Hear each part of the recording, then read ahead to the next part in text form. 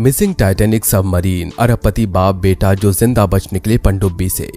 बीते दिनों टाइटन नाम की एक पनडुब्बी दुनिया के कुछ अरबपतियों सहित लापता हो गई थी। लगातार चले सर्च ऑपरेशन के बाद यह जानकारी सामने आई कि पनडुब्बी में बैठे पायलट सहित 5 अरबपतियों की मौत हो गई। यह पनडुब्बी करोड़ों रुपए वसूल कर सालों पहले अटलांटिक महासागर में डूबे टाइटैनिक जहाज का मलबा दिखाने के लिए अरबपतियों को समुद्र में हजारों फीट गहराई तक लेकर जाती है। इस बार भी ऐसा ही हुआ था, लेकिन अंतर बस ये था कि पनडुब्बी अपनी यात्रा समाप्त कर समुद्र से बाहर नहीं आ पाई। इसमें पनडुब्बी का संचालन करने वाली कंपनी के सीईओ की भी मौत हो गई। अब इस घटना को लेकर लास वेगास के रहने वाले एक निवेशक जय ब्लूम ने बड़ा खुलासा किया। क्या है वो खुलासा, आइए जानते हैं। दोस्तों, स्टॉकटन रश ने करीब 1 साल पहले जय ब्लूम और उनके बेटे सीन ब्लूम को दुर्घटना का शिकार हुई पनडुब्बी में सफर करने की पेशकश की थी और इसके लिए रियायती टिकटों की पेशकश तक की थी।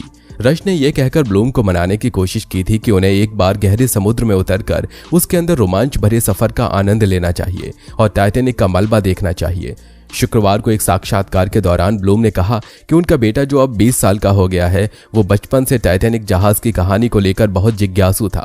लेकिन ब्लूम ने जब टाइटन पनडुब्बी के बारे में पढ़ना शुरू किया तो उनकी चिंताएं बढ़ने लगी और सुरक्षा को लेकर वो चिंतित होते चले गए। इसलिए उन्होंने अभियान में शामिल होने से कुछ क्षण पहले विनम्रतापूर्वक पनडुब्बी में सफर करने से इनकार कर दिया।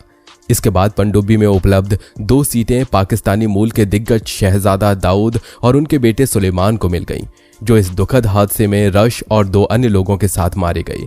ब्लूम ने 2 हफ्ते से भी कम समय में पहले एक मोटरसाइकिल दुर्घटना में अपने अच्छे दोस्त अभिनेता ट्रीट विलियम्स को खो दिया और अब रस की मौत हो गई। ब्लूम कहते हैं कि जब भी मैं उस पाकिस्तानी व्यवसायी और उसके 19 वर्षीय बेटे की तस्वीर देखता हूं तो मुझे लगता है कि एक समय में उनकी जगह मेरी और मेरे 20 वर्षीय बेटे की फोटो हो सकती थी, लेकिन भगवान की कृपा ऐसी रही कि मैं जा नहीं सका और इस तरह हम दोनों बाप बेटे की जान बच गई।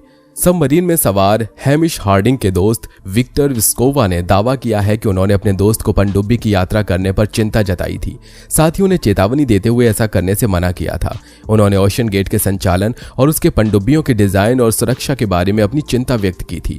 उन्होंने बताया कि मैंने हार्डिंग को इस बारे में बात की और मैंने उससे कहा कि उसे टाइटैनिक का मलबा देखने नहीं जाना चाहिए। उन्हें यात्रा के कुछ देर ही पहले हार्डिंग को कई बार समझाया था, लेकिन हार्डिंग ने एक न सुनी। वो वास्तव में इस रोमांचक यात्रा पर जाना चाहता था और वो इस अवसर को नहीं गंवाना चाहता था। हाइड्रोस्पेस ग्रुप के मालिक विलियम कोहन के मुताबिक कुछ लोगों को हवाई द्वीप और कैरिबियन द्वीप के करीब समुद्र की गहराइयों में जाना बेहद पसंद है।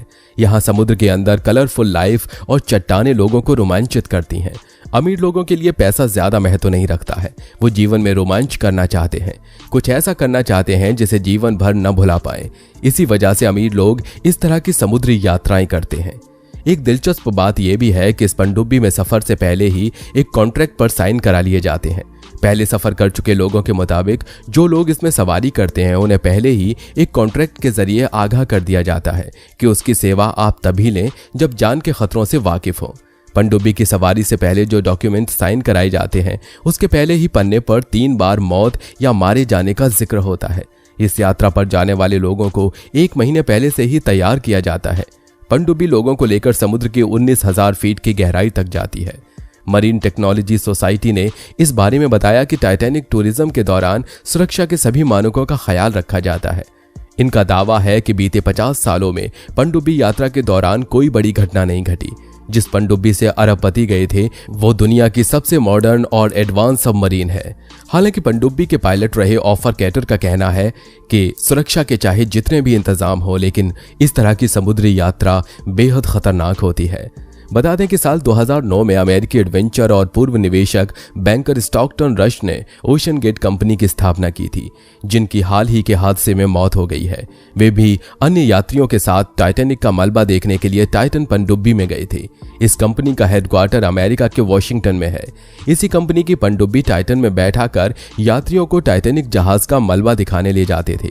अटलांटिक महासागर में समुद्र तल पर पड़े टाइटैनिक जहाज के मलबे को दिखाने के लिए ओशन गेट एक्सपेडिशंस अपने पनडुब्बी टाइटन के माध्यम से यात्रा का संचालन करती थी।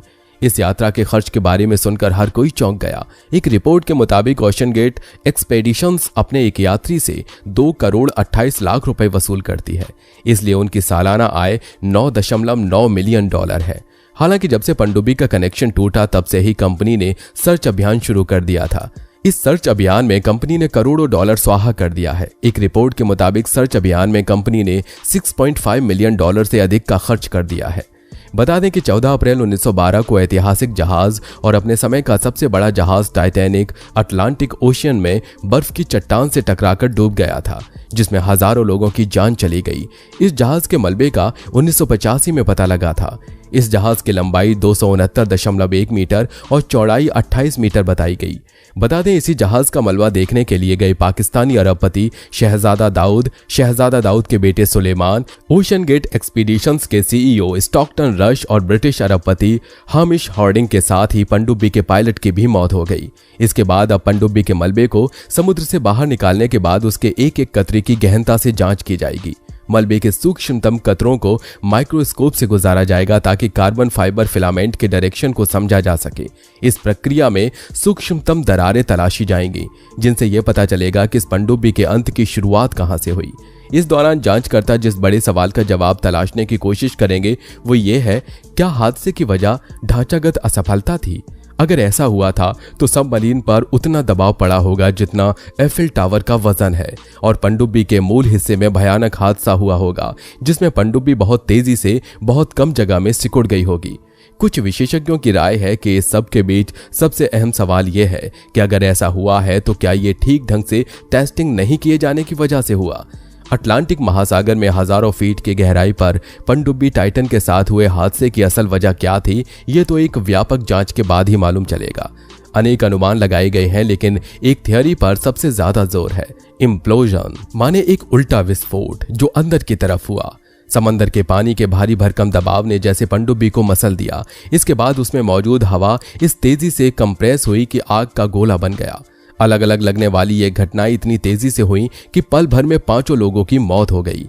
किसी पनडुब्बी में जब ये उल्टा धमाका होता है तब पानी सारी दिशाओं से तुरंत अंदर आता है। इससे पनडुब्बी के भीतर मौजूद गैसें भारी दबाव में गर्म हो जाती हैं और एक फ्लैश फायर पैदा होती है, माने आग का एक ऐसा धमाका जो पल भर में ओझल हो जाता है।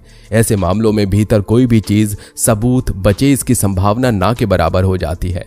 अतः टाइटन के मृतकों के अवशेष खोजना टेढ़ी खीर बन सकती है। संभव है कि वो कभी न मिले। साथ ही अटलांटिक महासागर में जिस जगह पर टाइटैनिक जहाज डूबा था वहां के आसपास का जल क्षेत्र बेहद खतरनाक माना जाता है। इसकी पहली वजह तो यह है कि वहां की दुनिया अंधेरी है। दरअसल टाइटैनिक का मलबा अटलांटिक महासागर में 4 किलोमीटर नीचे मौजूद है। इस इलाके को मिडनाइट जोन कहते हैं। ऐसे में ध्यान भटकने का डर बना रहता है। आज की वीडियो में बस इतना ही। अगर आपको ये वीडियो पसंद आई हो तो इसे लाइक शेयर जरूर करिए और हमारे चैनल को सब्सक्राइब करें। साथ ही बेल आइकन को दबाना ना भूलें ताकि हमारी लेटेस्ट वीडियो की जानकारी आप तक तुरंत पहुंच सके।